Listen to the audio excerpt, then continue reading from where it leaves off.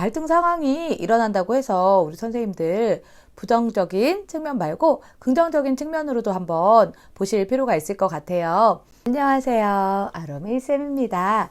자, 오늘은요, 우리 선생님들 교실에서 갈등 상황 자주 일어나시죠? 갈등 상황 때문에 어려워하시는 분들이 있어서 제가 오늘은 갈등 상황 지도 방법에 대해서 알려드릴까 합니다. 네, 지금부터 한번 시작해 보도록 하겠습니다. 우리 아이들이요, 한참 사회성이 발달하는 유아 같은 경우는 갈등 상황을 통해서 논쟁을 하고 그 논쟁을 통해서 문제를 해결할 수 있는 능력을 기르기도 합니다. 그리고 아이들은 친사회적인 경험을 하기도 하죠. 네, 그렇게 잘 알고 계시죠? 그리고 우리 선생님들은 갈등 상황을 많이 지도해 볼수록 지도 실력이 쑥쑥 커질 거라고 생각이 듭니다.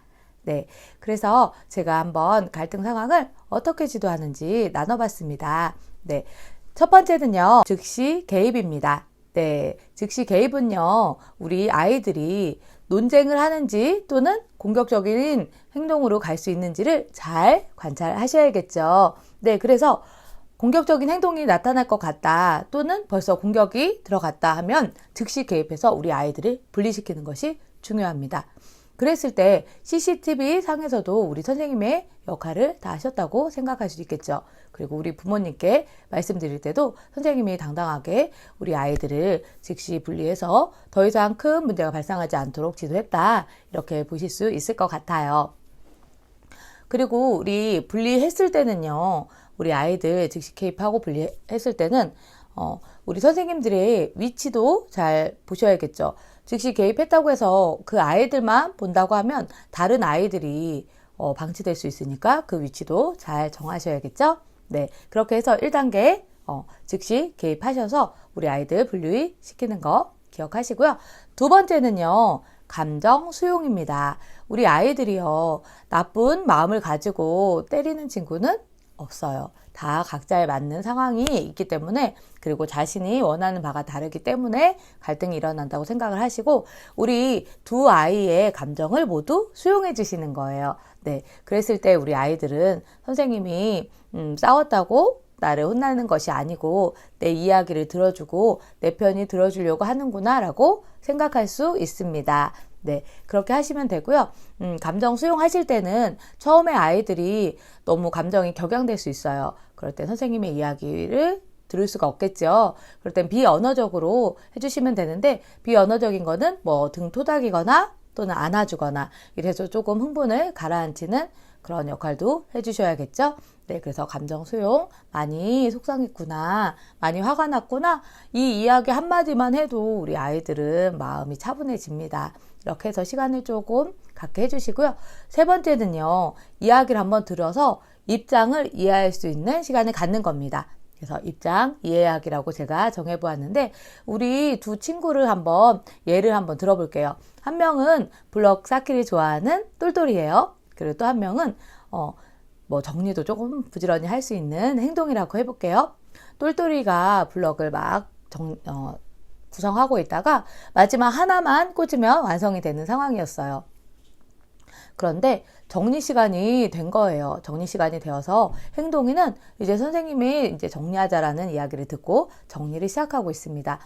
보니까 똘똘이가 정리를 하지 않아서 도와주려고 블럭을 부셨어요. 이런 상황이 얼마든지 발생할 수 있죠. 그래서 똘똘이가 너무 화가 나서 행동이를 때린 상황이라고 예시를 한번 들어볼게요. 그래서 두 친구를 바로 즉시 개입해서 분리시키시고 두 이야기 한번 들어보시면서 입장을 한번 들어보시는데, 이때 누가 먼저 한번 이야기해 볼래? 라고 해보시고 똘똘이의 이야기를 들었더니 똘똘이는 제가 블럭으로 마지막 한 개만 끼우면 이제 완성이 돼서 그걸 하고서 정리하려고 했는데 행동이가 와서 제 걸 부셔서 화가 나서 행동이를 밀쳤어요 라고 이야기했습니다. 네, 그리고 행동이의 이야기를 들었더니 똘똘이는요, 정리 시간이 되었는데도 정리를 하지 않아서 제가 도와주려고 블럭을 정리하려고 했던 거예요 라고 한번 예시를 들어보면, 자, 똘똘이는 정말 화가 났겠죠. 이제 내가 정리할 건데 행동이가 했으니까 정말 화가 났을 거예요. 그랬을 때 똘똘이가 정리하려고 했는데 행동이가 장난감을 부신 것 같아서 그래서 화가 났었구나 라고 공감해 주시고 입장을 정리해 주시는 거예요.